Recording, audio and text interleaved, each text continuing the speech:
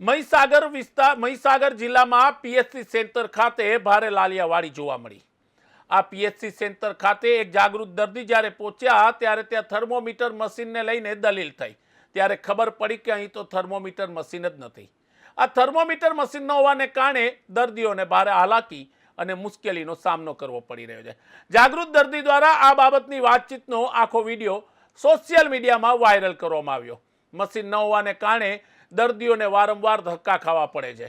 આપને જણાવી દઈએ કે આ દર્દીએ જ્યારે વિડીયો ઉતાર્યો ત્યારે ખ્યાલ આવ્યો કે અહીંયા થર્મોમીટર મશીન નથી। પીએચસી એટલે પ્રાથમિક આરોગ્ય કેન્દ્ર જેને કહેવાય છે, પ્રાથમિક આરોગ્ય સેન્ટર, તેમાં થર્મોમીટર મશીન નથી। એક જિલ્લો છે અને ત્યાંના પીએચસી સેન્ટરમાં મશીન ન હોવાને કારણે લોકોને ભારે મુશ્કેલી પડી રહી છે। દર્દીઓ પહોંચી તો રહ્યા છે પણ મશીન ન હોવાને કારણે તેમને વારંવાર ધક્કા ખાવા પડે છે।